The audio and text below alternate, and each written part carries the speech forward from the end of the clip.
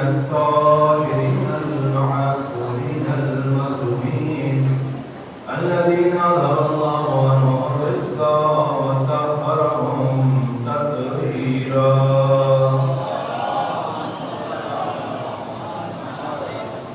لا سيما على بقية الله في أرضهم روحه وأرواح العالمين لتراب مقدمهم الفداء.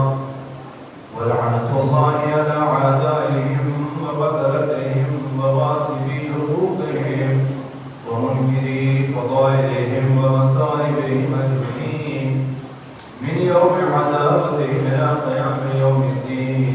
آمين يا رب العالمين. أما بعد فقد قال إمامنا العسكري عليه الصلاة والسلام على أمر المؤمن خمس: الصلاة 51 وزيارة 40 وتقدم اليمين وتعفير الجبين والجهر بسم الله الرحمن الرحيم.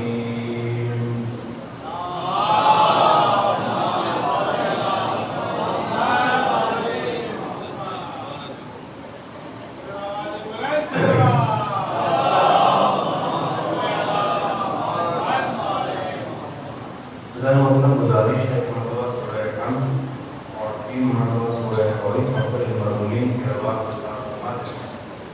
اصغر علی ابن شاکر علی اور حسین ابن مختار حسین اتحاد حسین ابن اتحاد حسین اتحاد حیدر ابن اتحاد حسین ممتاز بیگم بنت اشرف علی حیدر شاہین بیگم بنت اتحاد حسین اور شہوار بیگم بنت اتحاد حسین اور زمین میں محمود حسین ابن اکبر علی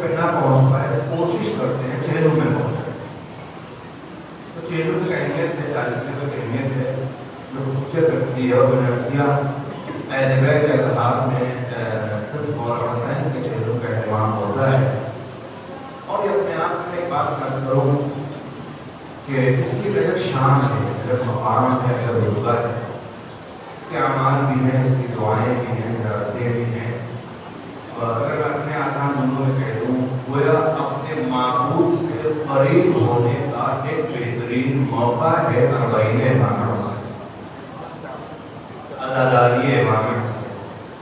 دیکھیے یہ بات ذہنوں میں رکھیے گا کہ ہر بندے کے لیے منزل کمال یہ ہے کہ وہ اپنے مالک سے قریب ہو جائے. وہ اپنے مالک سے قریب، اتنا بندہ اپنے مالک سے قریب ہو جائے اتنا بڑا بندہ کہلائے گا، اتنا بلند بندہ کہلائے گا، اتنا بہتر انسان کہلائے گا. اور وہی انسان پست اور حقیر اور ذلیل ہے جو اپنے مالک سے قربت نہ حاصل کر پائے. اب مسئلہ یہ ہے کہ بہتوں کے پاس قربت کے وسائل محدود ہیں.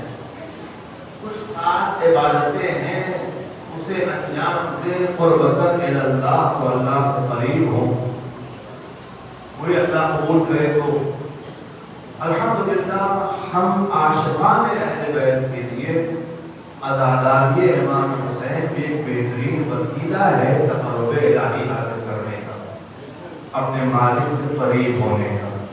اب یہ قربت اس عنوان سے بھی ہے کسی مظلوم کی حمایت میں کھڑے ہو جانا یہ اپنے آپ میں اللہ سے قریب ہونے کی علامت ہے. کسی مظلوم کے سپورٹ میں کھڑے ہو جانا یہ خود آپ کے بہتر انسان ہونے کی علامت ہے. اور بات ہے میں کہتا چلوں کہ اکثر اب لوگ اعتراض کرتے صاحب آپ لوگ فلسطین کے مظلوموں کی حمایت میں کیوں اتنا بولتے ہیں، کہ خالی آپ ہی کو درد ہے اور پھر آپ یہاں ہندوستان میں رہ کر کے ان کے بارے میں بولی کیا کر لیں گے. میں اپنے نوجوان بھائیوں سے کہنا چاہوں گا دیکھیے مسئلہ اتنا سا ہے کہ تاریخی مناظر جو گزر چکے ہیں گزشتہ قوموں کے اوپر وہ ہمارے لیے مقام درس اور عبرت ہوا کرتے ہیں. ہم نے یہ پڑھا ہے کہ جس وقت جناب ابراہیم نبی خدا خلیل خدا کو آگ میں ڈالا جا رہا تھا، نمرود کی آگ بھڑک گئی تھی اور اس میں ابراہیم کو ڈالا جا رہا تھا اور وہ آگ میں جا رہے تھے اور آگ کا شعلہ بہت زیادہ تھا، بہت بڑا شعلہ تھا، بہت بڑا اونچی آگ تھی. پھر اتنی بلندی تک آگ جا رہی تھی اوپر سے کوئی پرندہ گزرے تو جل کے گر جائے. کتنی شدید آگ میں ابراہیم کو پھینکا جا رہا تھا. اب لوگ منظر دیکھ رہے تھے، کچھ لوگ شاید دل میں دعا کرتے اللہ انہیں بچا لے، اپنے اعتبار سے آگے کر رہا تھا. ایک پرندہ تھا، ایک برڈ چڑیا تھی، وہ اپنی چونچ میں اس کے اندر کتنا پانی آئے گا، چونچ کتنا پھیلا، وہ اپنی چونچ سے پانی لا کر کے اس آگ میں ڈال رہی تھی. پوچھنے والوں نے پوچھا کہ تیرے اس قطرے بھر پانی سے کیا آگ بجھ جائے گی؟ اس نے جواب دیا مسئلہ آگ بجھنے نہ بجھنے کا نہیں ہے، معاملہ ہے جب مالک حساب کرے گا تو میرا نام آگ بجھانے والوں میں ہوگا، آگ جلانے والوں میں نہیں ہوگا. صلوات پڑھ دے محمد والا.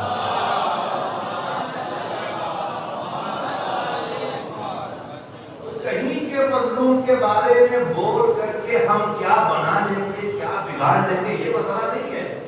مسئلہ صرف یہ ہے کہ جب مالک حساب کرے گا تو ہمارا شمار مظلوم کے حمایتی میں ہوگا، ظالم کے حمایتیوں میں نہیں ہوگا. اور یہ اپنے آپ میں بہت بڑی منزل ہے کہ ہماری زندگی اس طرح سے گزر جائے کہ ہمیں ظالموں میں نہ شمار کیا جائے. ہماری حیات ظالموں میں، ہماری زندگی میں کوئی ایسا موقع نہ ہے ہمارا نام ظالموں میں لکھا جائے. یہ بڑا سخت مسئلہ ہے، بڑا سخت مسئلہ ہے. کیونکہ پروردگار عالم کہتا ہے صاف لفظوں میں ان اللہ لا یہدی القوم الظالمین، اللہ ظالم قوم کی ہدایت کرتا ہی نہیں ہے. جس کی ہدایت اللہ نہ کرے اس کی ہدایت میں نہیں کر سکتا. بات پڑھتے محمد وآلہ.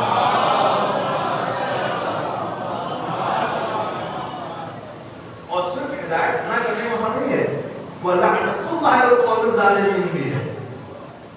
اللہ کی لعنت بھی ظالم پہ ہوتی ہے. اور جس پہ اللہ کی لعنت ہو، اب میں ایک جملہ کہوں بات شاید پہنچ جائے آپ تک، اس پر خدا کی لعنت ہوتی ہے نہ اسے ہدایت مل سکتی ہے، نہ وہ اللہ کی رحمت کا مستحق ہو سکتا ہے، نہ نہ وہ کسی معصوم کے سلام کے جواب کا حقدار ہو سکتا ہے. सलवात पढ़ दे मोहम्मद वाला।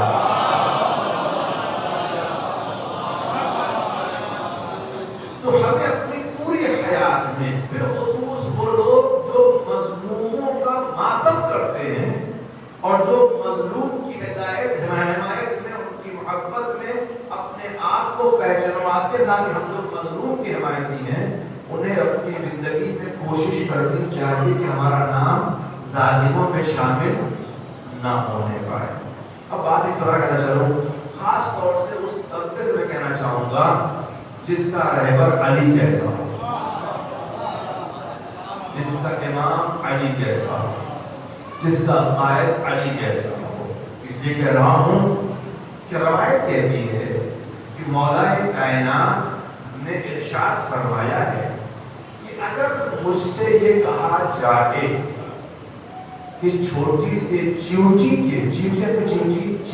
के मुंह से उसका हिस्सा, उसका हक, वो जौ का छिलका छीन लो, इसके बदले में तुम्हें कायनात की हुकूमत दी जाएगी, मिल क्या रहा है भाई? पूरी कायनात की हुकूमत करना क्या है? एक छोटी सी चींटी के मुंह से उसका हक छीनना है। काम कितना मामूली सा है ना, इतने छोटे से काम के लिए इतना बड़ा बदला दिया जा रहा है। तो हम जैसे तो कर ही बैठेंगे, हम तो छोटे मोटे में भी जाते हैं। हम अगर एक चोटी को मारने की बात हो तो मारने साक्षीना बुजुर्ग की बात है, और क्या अगर लाखों सलाम इस इमामत को, इस क़यादत को, इस रहबरी को, इस महबरे हक को, इस रहबरे हक को कि जिसने ये बयान दे करके हमें अपना सर बुलंद करने का मौका दिया। मेरा मौला कहता है इस मामूली से चींटी के ऊपर जुल्म के बदले अगर मुझे कायनात की हुकूमत दी जाए, कसम खुदा की अली चींटी पे जुल्म नहीं कर सकता, हुकूमत ठुकरा देगा।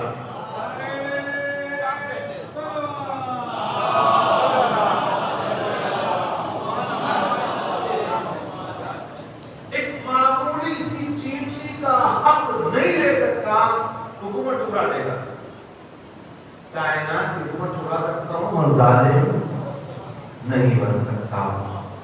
तो एक बात मैं कहूँ अपने नौजवान दोस्तों के लिए, आप गौर कीजिएगा, क्योंकि परवरदिगार आलम ने मनसबे इमामत के लिए जालिम न होना शर्त लगाई है।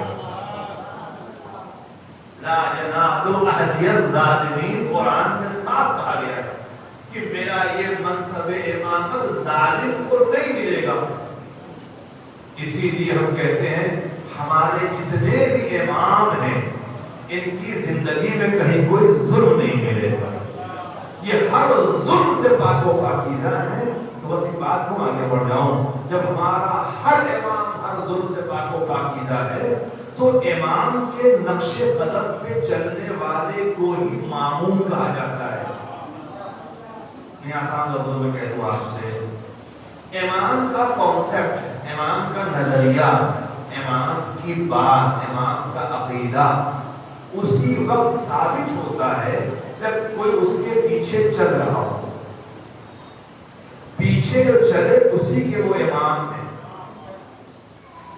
आसान लोगों में कह दूं बच्चों के लिए, नमाज जमाअत में इमाम कहाँ खड़ा होता है?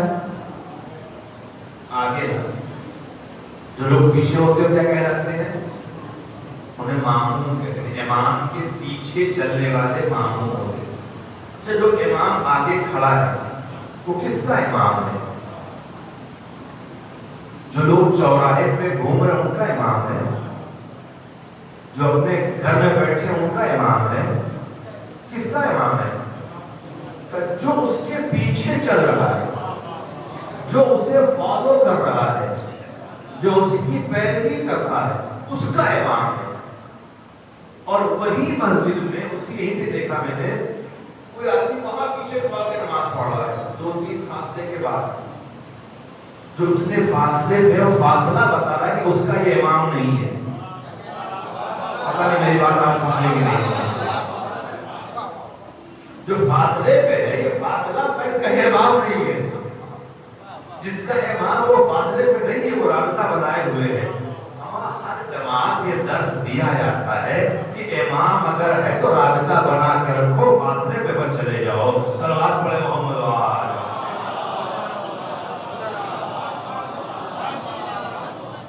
اور پھر بات کہنا چاہوں گا, اگر ہم نے فاصلہ بنا لیا وہاں جا کے نماز پڑھ رہے تھے, ایمانداری سے بتائیے گا کہ امام صاحب کی امامت پہ کوئی فرق پڑا؟ وہ امام جماعت ہے, نقصان کس کا ہوا؟ ایکسٹرا محنت.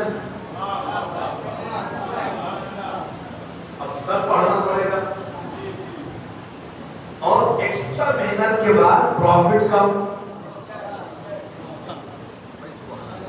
محنت زیادہ فائدہ کم. یہ جو امام سے جڑے ہوئے لوگ تھے محنت کم فائدہ زیادہ.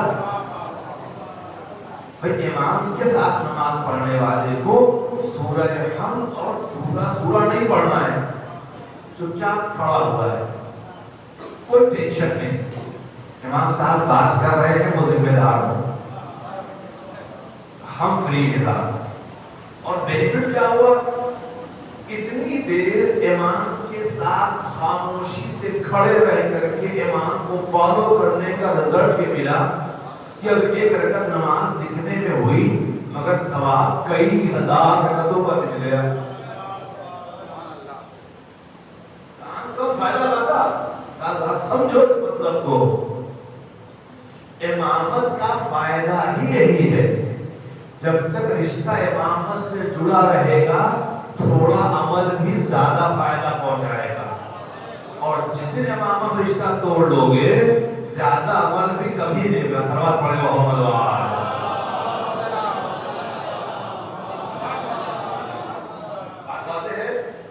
اس کا مطلب کیا ہوا کہ ہم اگر ہمارے سارے ائمہ ہر ظلم سے پاک ہیں اور ہم اپنے امام کو فالو کر رہے ہیں, ان کی پیروی کر رہے ہیں, ان سے رشتہ جوڑے ہوئے ہیں, ان سے منسلک ہیں, فاصلے پہ نہیں ہے, تو ہماری زندگی بھی ظلم سے پاک ہونی چاہیے. ہماری حیات میں ظلم نہیں شامل ہونا چاہیے. اب بات تو بہرحال بہت سی ہے, وقت بہرحال میرا محدود ہے, اپنی بات بھی کرنی ہے. ظلم کی بہت سی قسمیں ہوتی ہیں. ہم یہ سمجھتے ہیں کہ فقط دوسرے کا مال چھین لینا ظلم ہے یا دوسرے کچھ کہہ دینا ظلم ہے. ظلم یہ بھی ہے کسی کی اذیت, کسی کو اذیت پہنچانا, کسی کی توہین کر دینا, کسی کو ذلیل کر دینا ظلم ہے. کسی کا مال چھین لینا, کسی کا حق چھین لینا ظلم ہے. اور اگر آسان تعریف کروں میں کہتے ہیں وضع الشیء علی غیر محلہ ظلم ہے. یعنی کسی چیز کو اس کے مناسب مقام پہ نہ رکھ کر کے غیر مناسب مقام پہ رکھنا ظلم ہے. یہ تعریف ظلم کی ہے. تو اب ساری باتیں سمیٹ کے بات کرنا چاہوں گا. یہ آنکھیں, یہ ہاتھ, یہ زبان, یہ کان کائے کے بنائے گئے تھے؟ کس لیے بنائے گئے تھے؟ اب یہ بنانے والے سے پوچھو.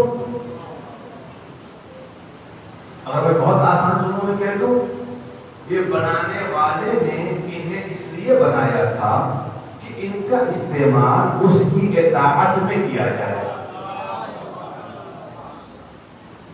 بات پہنچی؟ چلو اور آسان بات کرو بچوں سے, میں اپنے دوستوں کے ساتھ.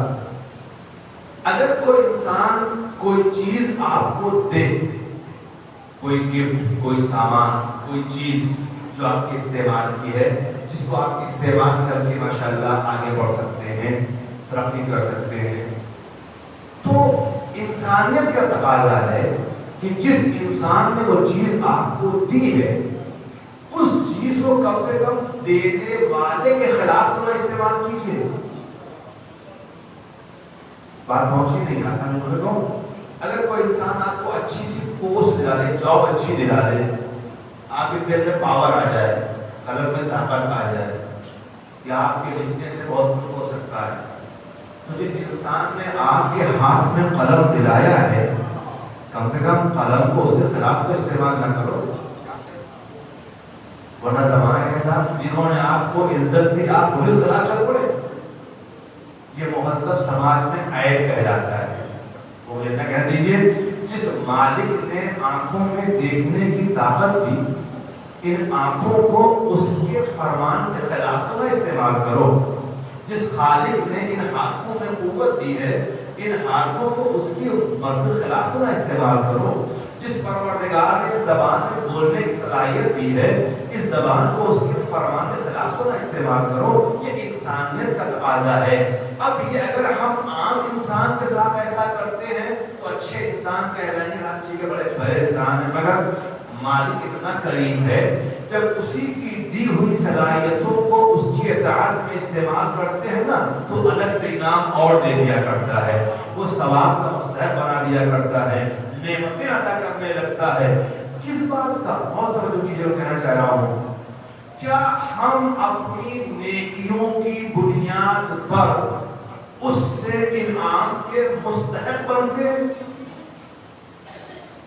ہم حقدار ہو جاتے ہیں انعام کے؟ بہت توجہ، کسی عمل کا حقدار ہونا الگ مرحلہ ہے، اور کوئی گفٹ کو دینے والا مہربانی سے دے دے الگ مسئلہ ہے۔ اب میں آسان چلو شاید بات پہنچا سکوں، میں کہتا ہوں پڑھنے لکھنے والے لوگ ہیں، پڑھنے پڑھانے والے لوگ ہیں، جب امتحان میں کاپیاں چیک کرتے ہیں نا، کبھی کبھی ہوتا ہی ہے، کاپی دیکھ کر کے پڑھنے کے بعد جوابات ایسے نہیں ہیں کہ بچہ نمبر کا مستحق بن جائے، کمی ہے جواب، حقدار نہیں بنتا نمبر کا ہوگا۔ وہ استاد مہربان ہے کہ ٹھیک ہے یہ 5 نمبر کا حقدار تو نہیں ہے، اخلاق کلاس میں اس کا اچھا ہے، ہر ایک نمبر اپنی طرف سے دے تاکہ پاس ہو جائے۔ یہ ایک نمبر جو دیا حقدار نہیں تھا، استاد نے اپنے تفضل میں فضل اور کرم کے ساتھ دے دیا، پاس ہو گئے۔ کچھ محنت کی تھی اس نے، اب مالک نے ہی ساری طاقت ہمیں دی، ساری صلاحیت دی اس کی، ساری قوت دی اس کی، سب عطا کیا ہوا اس کا، اسی کی دی ہوئی چیز کو اس کے اعتبار سے استعمال کیا، تو حقدار کہاں بنے گا؟ ثواب کا کہاں بنا؟ ہاں، مگر وہ اتنا کریم ہے کہ اپنے فضل و کرم سے ہمیں عطا کر دیتا ہے۔ صلوات پڑھ دے محمد و آلہ۔ بہت ہی ضرور کہنا چاہ رہا ہوں، یہاں تک ہم آ گئے، اس کا مطلب ہے جو کہنا چاہتا ہوں کہ اس امامت کے مرحلے میں ہم ایسے امام کے ماننے والے ہیں جن کی حیات میں کوئی ظلم نہیں ہے، اور اسی لیے ایک ظلم ہوتا ہے، کہتے ہیں جو اپنے نفس پر ہوتا ہے۔ ظلم کب ہوتا ہے؟ جب اللہ کی دی ہوئی ان نعمتوں کو اس کی معصیت میں استعمال کیا جائے، نگاہوں سے وہ منظر دیکھا جائے جسے دیکھنے کو اللہ نے منع کیا، زبان سے وہ باتیں کہی جائیں جو کہنے کے لیے مالک نے منع کر رکھا ہے۔ یہ کیا ہے؟ یہ ظلم ہے، ان نعمتوں کو اس کے غیر مناسب مقام کا استعمال کرنا۔ اور اگر آپ متوجہ ہوں تو شاید اسی ظلم کی طرف مولا کائنات نے ہم سب کو متوجہ کیا ہے دعائے طویل میں، کہتے ہیں ظلم تو نفس، ہم نے کسی اور پہ ظلم نہیں کیا، ظلم تو نفسی۔ بات ہے رکھیے گا کہ فقرہ بھی مولا کائنات کا ہمیں متوجہ کرنے کے لیے ہے، ورنہ علی کی ذات ہر ظلم سے پاک ہے۔ صلوات پڑھیں محمد و آلہ۔ اور کیا تو مسئلہ سے کتنا سا ہے کہ ہم اس منزل کو پہچانیں کہ اربعین یہ امامت کی قربانیاں، اہل بیت کا ایثار، اور ہمیں افتخار ہے ہم امامت سے جڑے ہوئے لوگ ہیں۔ ہمارے پاس ایسے معصوم رہبر ہیں جن کی حیات میں کسی قسم کا ظلم نہیں ہے، اور جب ہم ان کی راہ پہ چلیں گے تو انشاءاللہ ہماری زندگی بھی ظلم سے پاک ہوگی۔ تو زندگی ظلم سے پاک ہوگی تو اس بات کا اطمینان ہو جائے گا کہ مظلوم کے ساتھ کائنات کا مالک رہتا ہے۔ جب اس کے ساتھ رہنے کا یقین ہو جاتا ہے نا تو انسان بے خوف ہو جاتا ہے، بے خطر ہو جاتا ہے، پھر کوئی ڈر نہیں رہتا۔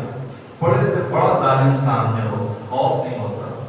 شاید یہ وجہ رہی ہوگی کہ اہل حرم جب زندان کے دربار میں آئے ہیں تو کہیں کوئی خوف نہیں تھا، کوئی ڈر نہیں تھا کہیں سے بھی۔ آپ سوچیں شہبازی زینب کبریٰ سلام اللہ علیہا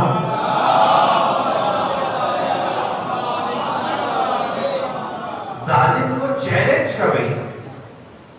میں آج شہبازی زینب سے آیا کہ 40 شہبازی زینب کی تمنا ہے۔ میری زینب نے ہم کو پہنچایا ہے کربلا سے شام تک فاتحانہ انداز میں۔ وہاں دربار میں، یزید کے دربار میں چیلنج کے ساتھ بات ہو رہی ہے۔ اور فکرہ میں ارسلنا چاہوں گا، جس وقت ملعون نے کہا کیف رأیت صنع اللہ بأخیک الحسین، اللہ نے جو کچھ تمہارے بھائی کے ساتھ کیا اسے تم نے کیسا پایا؟ متوجہ رہیے گا، ایک ایسی بہن سے سوال ہو رہا ہے جو اپنے بھائی کے بغیر زندہ نہیں رہ سکتی تھی۔ اس بہن سے ظالم پوچھتا ہے اے زینب، اللہ نے جو تمہارے بھائی کے ساتھ کیا تم نے کیسا پایا؟ تعلق کی جواب تھا شہبازی زینب کبریٰ کا، کہتی ہے ما رأیت الا جمیلا، میں اللہ نے جو کچھ میرے بھائی کے ساتھ کیا اس میں میں نے سوائے جمال کے اور کچھ نہیں دیکھا۔ اب یہ موقع نہیں تھا تشریح کرتا اس کی کیا نگاہ جناب زینب سلام اللہ علیہا ہے، اس سارے مصیبت کے منظر میں کیا کیا جمال شہزادی نے دیکھا ہے وہ ہماری آپ کی نگاہیں نہیں دیکھ سکتی۔ کاش میں عرض کر سکوں، شاید شہزادی زینب کا ضرور پوچھوں گی بھی آخر بھائی کے قتل ہونے میں کون سا جمال نظر آ رہا ہے، یہ اسیری میں کون سا جمال دکھائی دے رہا ہے؟ اصل جمال تو شہزادی جانے، جہاں تک میں پہنچ سکا تعلیم ہونے کی حیثیت سے، شاید شہزادی آواز دے نادان تم نے دیکھا نہیں، سر قلم ہوا میرے بھائی کا، میرا بھائی شہید ہوا۔ شہادت تو ہمارے لیے اعزاز ہے، یہ اعزاز ہمارے بھائی کو مل گیا، یہ کرامت پروردگار کی، ہم نے شہادت کو غیب سمجھا، شہادت کرم پروردگار تھا، ہمارے بھائی کو مل گیا، اس میں کون سے خرابی کی بات کی؟ اور تم نے نہیں محسوس کیا جس وقت ظالم میرے بھائی کو کے سر کو لے کر کے نیزے پہ چل رہا تھا، ظالم سمجھ رہا تھا ہماری فتح کا اعلان ہو رہا ہے، مگر تم نے اس جمال کو نہیں دیکھا۔ میرا بھائی وہاں قرآن کی تلاوت کر رہا تھا، ظالم اپنی فتح محسوس کر رہا تھا، میرا بھائی اپنی فتح کا اعلان کر رہا تھا۔ نہیں غور کیا آپ نے کہ اس یزید کے فوجی تھے جو یزید کہہ رہا تھا نہ کوئی وحی نازل ہوئی نہ کوئی دین آیا، اور اسی کے فوجیوں کے نیزے پہ میرے بھائی نے قرآن کی آیتیں پڑھ کر کے بتا دی سر قلم کر سکتے ہو، قرآن سے رشتہ نہیں توڑ سکتے ہو۔ صلوات پڑھ دے محمد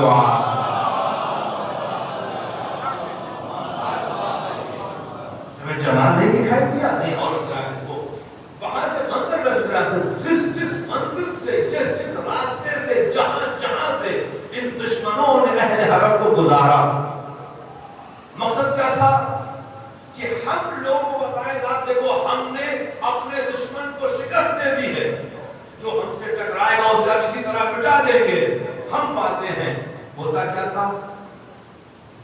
جہاں سے قافلہ گزرتا تھا، جب قافلہ پہنچتا تھا لوگ حاکم کی حمایت میں خوشی منانے کے لیے استقبال کرتے تھے، جشن مناتے تھے، مگر چند لمحے جہاں قافلہ ٹھہرا اور ان منظر کو محسوس کیا، وہی خوشی منانے والے رونے لگتے تھے۔ تم نے محسوس نہیں کیا جن راہوں پر شامی حکومت نے گمراہی اور جہالت کا اندھیرا پھیلا رکھا تھا اور لوگ اس جہالت میں جی رہے تھے کہ ان کا کوئی کردار ہی نہیں ہے، ان کا دین سے کوئی رابطہ ہی نہیں ہے، یہ لوگ دین جانتے ہی نہیں ہیں، یہ شریعت کے باغی ہیں، خارجی ہیں، جو لوگ ذہنوں میں خارجی اور باغی مان کے چل رہے تھے، ان سب کے ذہنوں میں ان کا رشتہ نبی سے واضح ہوتا چلا گیا۔ نہیں جانے محترم، آپ نے وہ جہادت کا اندھیرا اس قافلے میں دور کیا اور وہ تاریکی سے انسانوں کو باہر نکال کر کے بتا دیا کہ یاد رکھو میرا بھائی تمہاری نہ مسند کا محتاج ہے نہ تمہاری حکومت کا محتاج ہے۔ جس راستے سے گزرے گا وہاں حق کی تبلیغ ہوتی جائے گی، باطل مٹتا چلا جائے گا۔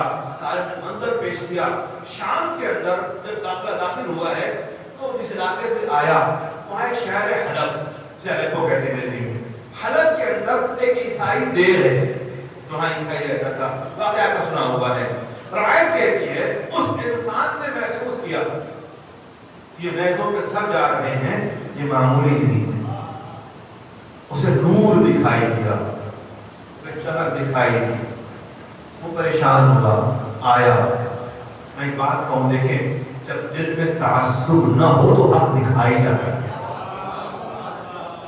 جب دل میں تعصب دکھائی دیا، وہ آیا، اس نے ان لوگوں سے بات کی جو سر لے کے چل رہے تھے، کہا اگر کچھ پیسے دے دو سر مجھے لے کے کام کھڑا ہوا تھا، ایک رات کے لیے سر لیا، عیسائی نے سر لیا اور سر لینے کے بعد اس نے اپنے دیر میں مقدس جگہ پہ رکھا اور رکھنے کے بعد وہ حیرت سے سر کو دیکھتا رہا۔ اس نے صاف کیا، گڑ صاف کی، سب کچھ کر کے رکھا۔ اب تو اسے محسوس ہوا کہ سر سے نور ساتے جو آسمان تک جا رہا ہے۔ ایک مرتبہ اس نے ہاتھوں کو جوڑا اور اس سر کا واسطہ دے کر کے خدا سے سوال، پروردگار مجھے بتا دے سر کس کا ہے۔ توجہ کیجیے گا، جواب ملا یہ سر حسین ابن علی کا ہے۔ آپ وہ جمال محسوس کریں، شہزادہ زینب کہہ رہے ہیں، وہ بے چین ہو گیا، وہ تڑپ گیا ہے، رسول کے نواسے کا سر ان ظالموں نے قتل کیا ہے۔ اب اس کے دل میں وہ معرفت، وہ عشق، وہ محبت، ایک عیسائی ہے، محبت حسین دل میں پیدا ہوئی اور سوٹوں کے وہ انہوں نے سر واپس مانگا، سر ایک واپس دیا اور وہ پیسے دے تھے، پیسے انہیں دیے اور مولا سجاد سے کہنے لگا اے فرزند رسول، اب میں کیا کروں، ضیافت تو میں آپ کو اور نہیں کر سکتا، آپ سے اتنی التجا ہے کہ آپ ضمانت دیں کہ میں بھی جنت میں آپ کے بابا کے ساتھ رہوں۔ مولا کہتے ہیں تیری خدمتوں کا ہم شکریہ ادا کرتے ہیں، تو نے خدمت کی میرے بابا، مگر جنت جانے کی ضمانت تجھے اسلام قبول کرنا پڑے گا۔ تلوار نہیں ماری ہے، پابندی نہیں لگائی ہے، زیادتی اور ظلم نہیں کیا ہے، اس کا شوق ہے عشق حسین، جنت میں مولا کے ساتھ رہنے کا شوق۔ مولا کہتے ہیں تجھے اسلام قبول کرنا، ٹھیک ہے مولا اگر ایسی بات ہے میں ابھی کلمہ پڑھتا ہوں، اشہد ان لا الہ الا اللہ اشہد ان محمد رسول اللہ۔ اور کیا آپ نے یہ جمال دنیا نہیں دیکھ پائی، جناب زینب دیکھ رہی ہے۔ میرا بھائی قتل ہونے کے بعد بھی ہدایت کا چراغ بن کر کے عاشقوں کو ہدایت دیتا ہوا جائے، عاشقوں کو ہدایت دیتا ہوا جائے۔ ایک عیسائی ایک لمحے میں مسلمان ہو گیا، ہدایت یافتہ ہو گیا۔ عزیزان محترم، اس جمال میں کہاں جواز ہوگی؟ جمال جو منزلیں گزرتی گئی بہت سے مقامات پر، وہ جہاں میری کل بات ہوئی تھی کہ 40 کی زیارت کا فقرہ ہے۔ چھٹے امام فرماتے ہیں کہ امام حسین نے اپنی قربانی اس لیے دی ہے لِيَسْتَنْقِذَ عِبَادَكَ مِنَ الْجِحَادَ وَحِيرَةِ الضَّلَالَةِ، تاکہ تیرے بندوں کو جہادت سے اور گمراہی کی حیرت سے نکال کے باہر کر دے۔ یہ جہادت سے نکالا جا رہا ہے، گمراہی سے نکالا جا رہا ہے۔ اتنی سی بات نہیں ہے، بہت سے منظر سے کربلا سے شام تک کے درمیان میں بہت سے مناظر ایسے ہیں جہاں اس قافلے نے جہادت کے اندھیرے کو دور کیا ہے، تاریکی ختم ہوئی ہے۔ بہت سے لوگ اس غلط فہمی میں تھے کہ حاکم وقت کے خلاف کسی باغی نے، کسی خارجی نے، نعوذ باللہ کسی بے دین نے خروج کیا ہے اور حاکم نے اس کو قتل کر دیا اور حاکم جیت گیا، انہیں اس بات کا علم نہیں تھا کہ مسئلہ خاندان رسالت کا ہے۔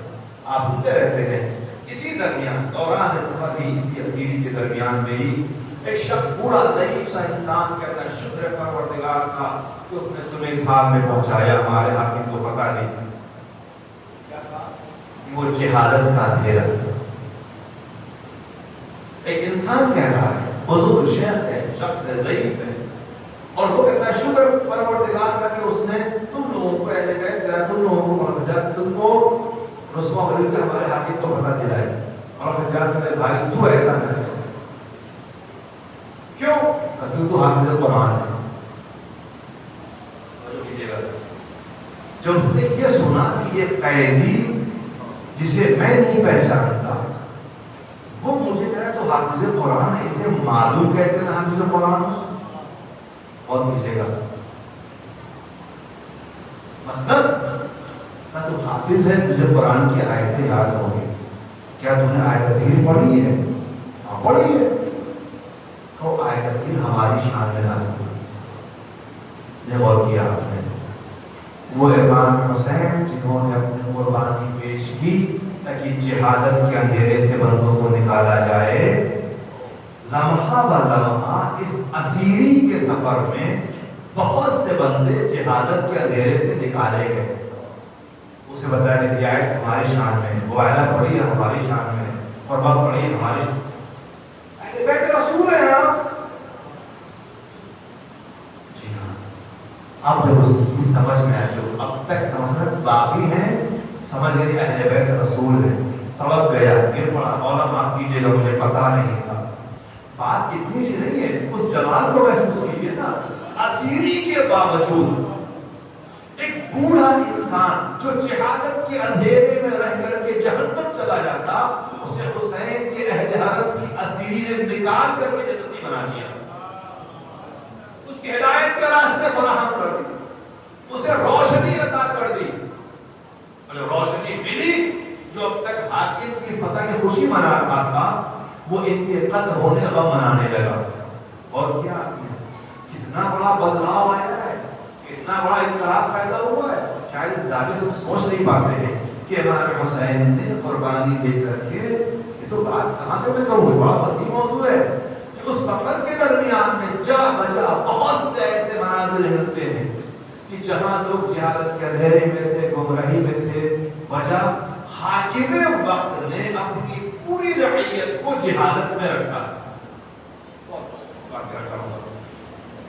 میں سمجھ سکا کہ اس کا مطلب ظالم حاکم ہمیشہ یہ چاہتا ہے کہ اس کی عوام جہالت میں رہے۔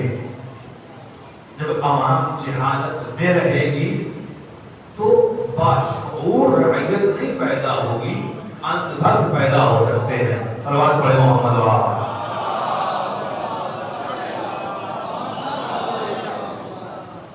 ظالم حکمرانوں کا طریقہ کار ہی یہ ہے کہ عوام کو علم سے دور رکھا جائے۔ جب علم سے دور رہیں گے ان کی فکریں مفلوج ہو جائیں گی، سوچنے کی طاقتیں ختم ہو جائیں گی، فکر کی صلاحیت مٹ جائے گی، اور جب فکر کی صلاحیت مٹ جائے گی تو بے شعور اندھ بھگت تو پیدا ہو سکتے ہیں، باشعور عوام نہیں پیدا ہو سکتی۔ اور ایسے لوگ پر حکومت کرنا آسان ہوتا ہے جہاں فکریں نہ ہو، جہاں تعقل نہ ہو، جہاں تدبر نہ ہو۔ اب بات ہے تو مجھے کہنے دیجیے، شاید اسی لیے بہت سے لوگ ہم پر بھی فکری پابندی لگانا چاہتے ہیں، سوچو نہیں ورنہ گمراہ ہو جاؤ گے، عقلیں نہ استعمال کرنا ورنہ بہک جاؤ گے۔ جبکہ قرآن بار بار کہتا ہے تعقل کرو، تدبر کرو۔ میں کل بات کر رہا تھا، جہالت ایک سب سے بڑی جہالت جو عقل کے مقابلے میں آتی ہے۔ پڑھا تو ہے پر عقل کے مقابلے میں جائے، عقل استعمال نہیں کرتا۔ اس جہالت سے نکالنا یہ مشن تھا امام حسین کا۔ اور اب میں اتنا کہنا چاہوں گا، جب بھی کسی قوم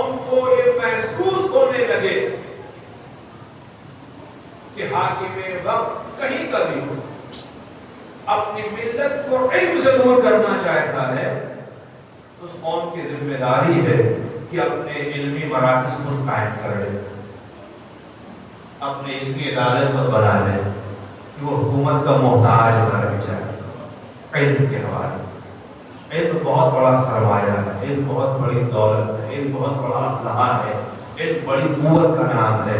اور یاد رکھیے گا وہی قومیں حکمرانوں کی غلامی کرتی جو علم سے خالی ہوتی ہے، اور جس ملت کے پاس علم ہوتا ہے وہ حکمران غلام نہیں بنا کرتے۔ صلوات پڑھ لے محمد و آلہ۔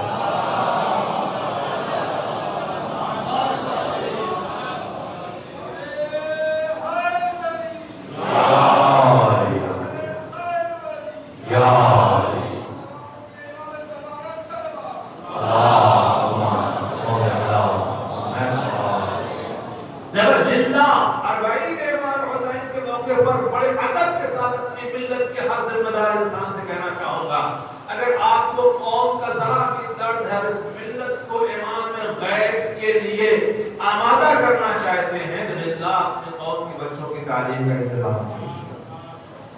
اگر آپ چاہتے تو ہمارا ایمان غیب سے ظاہر ہو تو ہماری بستی کے نوجوان سپاہیوں میں شامل ہونے کے لائق بن جائیں، تو اپنی ملت کو علم سے آراستہ کریں۔ کوشش کیجیے ہماری قوم کوئی بچہ جاہل نہ رہنے پائے۔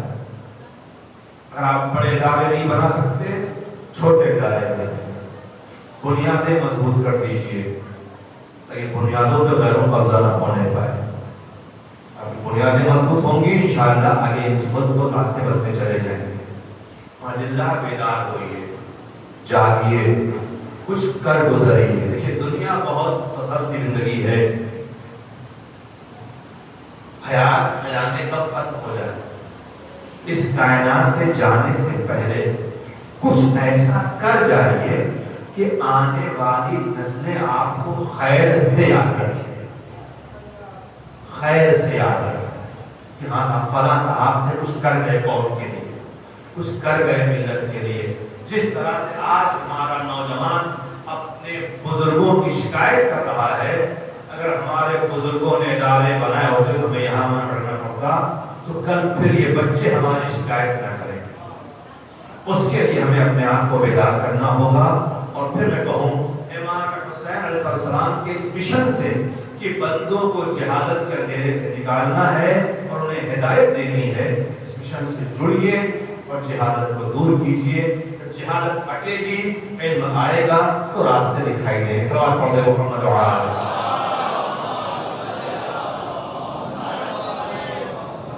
اور بس آپ ذرا محسوس کر کے دیکھیے تو صحیح، اس بات کو ذہن میں رکھ کے بس آگے ہم میں انسانیت نے اللہ کے بندوں کو جہالت سے اور گمراہی کی حیرت سے نکالنے کے لیے اگر ہم یہ سوچیں، میں سوچوں صاحب میں ممبر سے بیٹھ کے کہہ دوں گا انشاءاللہ کل سے بھوپال میں کام شروع ہو جائے گا، میری غلط فہمی ہوگی، یہ کم فہمی ہوگی، یہ دھگبری ہوگی۔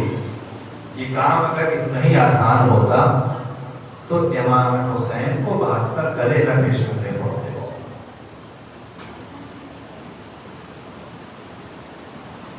72 گلے نہ پیش کرنے پڑتے۔ جہالت کے اندھیرے میں ڈوبی ہوئی ملت کو باہر نکالنے کے لیے قربانی کا حوصلہ ہونا چاہیے، اور جب تک قربانی کا حوصلہ نہ پیدا ہوگا کچھ نہیں کر سکتے۔ جب تک کہ آدمی پتہ ہے میں فیس کرتا ہوں، جب کرتا ہوں، جب آپ اس مشن میں آگے چلیں گے 2 قدم چلیے گا تو ابتدائی جلسے میں حمایتی بہت ملیں گے، 2 قدم چلنے کے بعد افراد کم ہوں گے، اگلا قدم جب بڑھے گا تو مخالف پیدا ہو جائیں گے جو آپ کو تانے دیں گے، آپ پہ کمنٹ کریں گے، آپ کی مخالفت کریں گے۔ اسے بہت بڑی اچھی بات کہی ہے، جب کسی حق کے مشن میں مخالفت شروع ہو جائے سمجھو عمل قبول ہو رہا ہے۔ قیمتی بات ہے، اگر کسی حق کے مشن پر جیسے مخالفت شروع ہو سمجھو عمل قبول ہو رہا ہے، راستے میں صحیح چل رہے ہو، کہ ہمیشہ مخالف حق کے ہی تو پیدا ہوتے ہیں۔ باطل کے مخالف کہاں کھڑے ہوتے ہیں. جب مخالفتیں شروع ہو جائیں تو اب وہ مقام امتحان ہوتا ہے, وہی مقام امتحان ہوتا ہے. صاحب ہم دن رات جگ کر کے, دوڑ کر کے, بھاگ کر کے, یہاں وہاں طے کرا کر کے کچھ کرنا چاہتے ہیں, سب ہماری مخالفت کر رہے ہیں. ہٹاؤ, چھوڑو, ختم کرو جی. کون سا اپنے بچوں نے سوچنا ہے, ہمارے بچے تو پڑھ ہی رہے ہیں. اور وہیں سے قدم ہٹتا ہے, شیطان خوشی بناتا ہے, اہل حق مایوس ہو جاتا ہے. روکنا چاہتا تھا. اور یہاں پر مرحوم ڈاکٹر بدر صاحب کا جملہ یاد آتا ہے. وہ کہتے ہیں کہ اگر آپ اس مشن پہ چلیے تو دونوں طرف والے کان کھلے رکھیے, مطلب یہاں نکال دیجیے, اس کو ادھر بتا دیجیے. یہ فارمولہ بہت قیمتی ہے. جب آپ کے مشن پہ چلیے تو کان دونوں سائڈ سے کھول لیجیے. ادھر سے تانے کمنٹس آئیں تو اسے ادھر سے نکال دیجیے, رکیے. اور کسی بھی اعتراض کا جواب دینے کے لیے زبان کا استعمال مت کیجیے. زبان سے جواب دیجیے ہی مت, اس میں تو الجھیے ہی نہیں بالکل سے. آپ کا کام خود جواب بن جائے گا, کام خود جواب بن جائے گا. اور اس بات کو نوجوان یاد رکھیں کہ مرحوم کے اوپر بڑے اعتراضات ہوئے, بڑے کمنٹ ہوئے, بڑی مخالفتیں ہوئی, اور ان کا کام آج سب کا جواب بن کے کھڑا ہے. ہر مخالف نے ہاں کام تو کیا انہوں نے. مطلب کیا ہے, ہماری ملت تھوڑا سا اس معاملے میں بڑی عجیب سی ہے, گزر جانے کے بعد قدر کرتی ہے, موجودہ افراد کی قیمت نہیں سمجھتی ہے. تو بہرحال یہ ہماری کمزوری ہے, المیہ ہے. بات میں کہہ رہا تھا کہ آج پوری ملت والا غور کر کے دیکھیے تو احساس یہ ہوتا ہے کہ اگر آج لوگ ہمیں علم سے دور, اقتصادی مالی اعتبار سے کمزور, پسماندہ مسلمان, کمزور کہہ رہے ہیں, تو اس کا ذمہ دار کون ہے؟ جس ملت کے پاس الہی نظام ہو, الہی نظام, معصوم رہبر ہو, اور ایسے رہبر جو فقط زبانی رہبری نہ کرتے ہو, عملی طور پر قیادت کے سارے فرائض انجام دیتے ہو, اور ہمیں بلند بنانے کے لیے بڑی سے بڑی قربانی دینے والے رہبر ہوں, اور وہ ملت بھی پسماندہ کہلائے, وہ ملت بھی کمزور کہلائے. اس کا مطلب ہے رہبر کی رہبری میں کمی نہیں ہے, فالوور صحیح سے فالو نہیں کر پا رہے ہیں, ہم ان کی اتباع نہیں کر پا رہے ہیں, ہم ان کی پیروی نہیں کر پا رہے ہیں. عزیزو, بہت کر رہا ہوں بات میں اس کربلا کے مشن کو, شب اربعین ہے, مجھے منظر یاد آ رہے ہیں. شب اربعین میں جناب زینب کبریٰ صاحب مولا رہا کے روضے کے, اس دور میں ہم وہاں ہوا کرتے تھے, اور شب اربعین ایک عجب کیفیت ہوا کرتی تھی. دنیا بھر کے زائرین شب اربعین جناب زینب کے روضے پر, اور جناب زینب کی کرامتیں, ان کے اعجازات کو دیکھ کر کے ایسا لگتا تھا کہ ہاں واقعاً کوئی بہن بھائی کا پرسہ لینے کے لیے بیٹھی ہوئی ہے. اور میں نے فقہ شروع میں کہا تھا کہ یقیناً امام حسین کا چہلو منانا ایک بہن کی تمنا تھی, ایک بہن کی آرزو تھی. انشاءاللہ روز اربعین کل کی مجلس یہاں صبح میں ہوگی, تقریباً 9:30 بجے مجلس شروع ہو جائے گی. جیسا کہ انشاءاللہ میں پڑھ جاؤں گا, اور مجلس کے بعد وہ جلوس اور نظر و نیاز کا اہتمام بھی ہے. جب کل اربعین امام حسین کی نیت سے آئیے گا, ایک بہن کو اس کے بھائی کا پرسہ دینے کے لیے آئیے گا, ایک بیٹی کو اس کے بابا کا پرسہ دینے کے لیے آئیے گا. اور ایک خیال رکھیے گا, جب کہیں پرسہ دینے جاتے ہیں نا, تو جس کو پرسہ دینا ہے وہ بڑی حسرت سے آنے والوں کو دیکھتا ہے, اور جیسے جیسے لوگ آتے رہتے ہیں نا, اسے بڑا سکون ملتا ہے. تو اس خیال سے آنا, یہ وہ بیٹا ہے جو اپنے بابا کو رو نہیں پایا تھا, یہ وہ بہن ہے جو اپنے بھائی کو نہیں رو پائی تھی, مجبور تھی نا, قید میں تھی, زندان میں تھی. کتنے بڑے ظلم کی بات تھی نا, بھائی کا چہلم تھا بہن قیدی رہ جائے, باپ کا چہلم ہو بیٹا زندان میں رہ جائے. کتنا بڑا مسئلہ, آپ سوچے برا سا. بات عجب سی ہے، کیا کہوں کیسے کہوں، آج بھی ہمارے ملک کے اندر میں نے دیکھا یہ ہے، ولو اسلامی کنٹری نہیں، قانون اسلامی نہیں، انسانی قانون کے تحت اگر کوئی بیٹا جیل اور قید میں ہو، اس کا باپ مر جائے تو کہتے ہیں، حکومت کہتی ہے اسے کم سے کم آخری رسومات کے لیے جانے دیا جائے کہ وہاں وہ دفن و کفن میں شریک ہو جائے، یا اس کے بعد کوئی خاص موقع اس میں جانے دیا جائے۔ آج انسانیت یہ کہتی ہے، اللہ جانے اہل بیت رسالت پہ اتنا ظلم کیوں کیا گیا کہ حسین غریب کا چہرہ تھا، گھر کے لوگ قیدوں میں تھے۔ میں کیسے کہوں، کس منظر سے کہوں، کس انداز میں کہوں، اہل بیت قید خانے میں تھے، زندان میں تھے، درباروں اور بازاروں میں پھرائے جا رہے تھے۔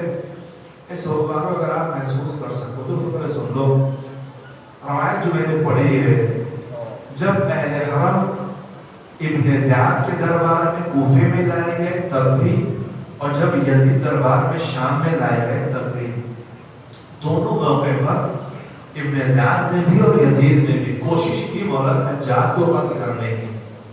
پوچھا کون ہے؟ علی ابن حسین۔ اچھا انہیں قتل نہیں کیا گیا، قتل کرا دو۔ مگر روایت کہتی ہے کہ ابن زیاد نے کہا جلاد انہیں قتل کر دو۔ چاہنے والی پھوپھی آ گئی، اس نے اپنی باہیں اپنے بھتیجے گلے میں ڈال دی۔ ابن زیاد تو نے سب کو قتل کرا دیا ہے، صرف میرا سجاد رہ گیا ہے، اس کے بغیر ہم نہ رہ پائیں گے۔ اگر تو قتل کرنا ہی چاہتا ہے تو مجھے بھی ساتھ میں قتل کر دے۔ زینب اپنے بھتیجے کو نگاہ کے سامنے قتل ہوتے ہوئے نہیں دیکھ پائے گی۔ لاکھوں سلام شہبانی زینب کبریٰ کو جو ہر موقع پر امامت کی حفاظت کرتے ہوئے اپنے آپ کو پیش کرتی رہی ہیں۔ ایک روایت یزید کے دربار میں آئی اور اس نے کہا قتل کر دیا جائے۔ روایت کہتی ہے تمام بیویوں نے حلقہ بنا لیا، مولا سجاد کو اپنے حلقے میں لے لیا۔ یہ نہیں ہو سکتا کہ ہم سجاد کو یہاں قتل ہونے دیں۔ تصور کہ وہ بیویاں ہیں جن کے سروں سے وارثوں کے سائے ہٹ چکے ہیں، ان کے بچے مقتل میں پڑے ہوئے ہیں، یہ راستے کی زحمتیں برداشت کر کے آئے ہیں، یہ قیدی کی طرح سے زندانوں میں رہے ہیں۔ یہ عزادار کو سمجھ کیجئے گا، اس سارے مرحلے کے ساتھ ساتھ کہتے ہیں بیویوں نے حلقہ بنانے خبردار، ایسا نہیں ہو سکتا۔ ظالم تازیانہ لے کر کے بڑھا، جو تازیانہ مارنا شروع کیا، بہت سی خواتین ہٹ گئی۔ جناب زینب نہیں ہٹی، نہیں میں اپنے بھتیجے کو نہیں چھوڑ سکتی۔ جناب زینب کو دیکھ کر کے فضہ سامنے آ گئی، اے ظالم میرے ہوتے ہوئے علی کی بیٹی کوئی مار نہیں سکتا۔ ظالم نے تازیانہ اٹھایا فضہ کو مارنے کے لیے۔ جناب فضہ نے نگاہ اٹھائی، کیا دیکھا؟ دربار میں حبشی غلام کھڑے ہوئے تھے۔ جناب فضہ نے حبشی زبان میں ان سے خطاب کیا، اے حبشیوں تمہاری غیرت کو کیا ہو گیا ہے؟ تمہارے ملک کی شہزادی پہ ظالم تازیانے مارے، تم کھڑے دیکھ رہے ہو؟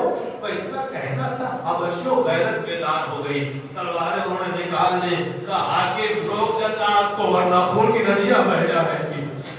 جیسے ہی یہ منظر دیکھا، جناب زینب نے مدینے کا رکن لیا، ٹاٹا فضہ کے اتنے حمایتی کھڑے ہو گئے، تمہاری نوازے کو بچانے کے لیے کوئی نہیں آیا۔ زینب دربار میں تنہا رہ گئی۔ اجرکم اللہ عزادارو، میں کیسے کہوں، علی کی بیٹی دربار میں اس عالم میں قیدی بنا کے پیش کی گئی۔ تو فکر سنیے، ختم کر دی میں نے مجلس، اس بہن کی حسرتیں محسوس کر لیجئے گا۔ اب ظالم نے دربار سے اہل حرم کو پھر زندان میں بھیج دیا، قید خانے میں بھیج دیا کہ عبادارو علی کی بیٹیاں، نبی کے نواسیاں، زہرا کی لاڈلیاں، عباس کی بہن، حسین کی بہن زندان میں قید خانے میں ہیں۔ اور روایت کہتی ہے، مولا باقر فرماتے تھے کہ ہم جب کبھی روتے تھے تو تازیانے مارے جاتے تھے، ہم آہ کہتے تھے، ہمیں تازیانے پڑھتے تھے۔ روایت کے فقرے ہیں، ایک مرتبہ زندان بان چوتھے امام کے پاس ہے، کہتا ہے مولا اے فرزند رسول، دیکھیے میں آپ پر سختی نہیں کرتا، میں آپ پہ زیادتی نہیں کرتا، مگر اے فرزند رسول ان بیویوں سے اتنا کہہ دیجئے کہ جو رونا ہے تو زندان کے اندر روئے، باہر نہ جایا کریں۔ مولا سجاد جناب زینب کے پاس آئے، پھوپھی اماں، وہ کون خاتون ہے جو رات کے اندھیرے میں باہر جا کے روتی ہے؟ جناب زینب کہتی میرے خیال سے تو کوئی بیوی زندان سے باہر نہیں جاتی، کہتے اگر زندان بار شکایت کر رہا ہے تو اس سے کہہ دو اگر آج کی رات کوئی بیوی باہر روئے تو آ کے ہمیں بتا دے، ہم بھی تو دیکھیں کون بیوی جا کے باہر روتی ہے۔ رات گزری، نصف شب گزرنے لگی، زندان بار پھر ڈاکٹر کہا اے فرزند رسول دیکھیے کوئی بیوی باہر رو رہی ہے۔ اب جب باہر تجھے نورا پنجاب پھوپھی کے پاس آئے، پھوپھی ابا چلیے دیکھیے کون خاتون ہے جو باہر رو رہی ہے۔ روایت کہتے جناب زینب باہر آئی، کیا دیکھا؟ ایک معظمہ ہے جو ہائے حسین کی صداقت بلند کر رہی ہے۔ شہزادی قریب پہنچی بھی، چہرے سے تقابتی ہے زینب مولا سجاد بن دارمان سے کہا اے دارمان ہم میں سے کوئی باہر نہیں جاتا، وہ ہماری دادی ہے جو اپنے بیٹے کو رونے کے لیے زندان کی طرف پہ آ جائے۔ سيعلم الذين ظلموا أي منقلب ينقلبون إنا لله وإنا إليه راجعون إلهي بحق الزهراء وفيها وبعدها وبنيها وسر فيها بارے ہماری قضا قبول فرما، غم اہل بیت اطہار میں رونے والوں کی رحمت نازل فرما، ہمیں جو پریشان اور کی پریشانیوں کو دور فرما، اب جو لوگ بیمار آزار ہیں ان سب کو شفائے کاملہ اور عاجلہ عنایت فرما۔ پھر اللہ دنیا میں جہاں جہاں مولا حسین کے ماتمدار و عزادار ہیں ان سب کی جان مال عزت آبرو کی حفاظت فرما، پرچم اسلام کو سربلند فرما، پرچم کفر نفاق کو سرنگو فرما، ہم سب کو آپس میں اتحاد اتفاق اور محبت حسین جی کے ساتھ جینے کی توفیق عنایت فرما، ملک تمام مقامات مقدسہ کی حفاظت فرما، اور وہاں کرام اور راجہ اذان کی حفاظت فرما، ائمہ بقی کے روزے کی تعمیر کے اسباب فراہم فرما۔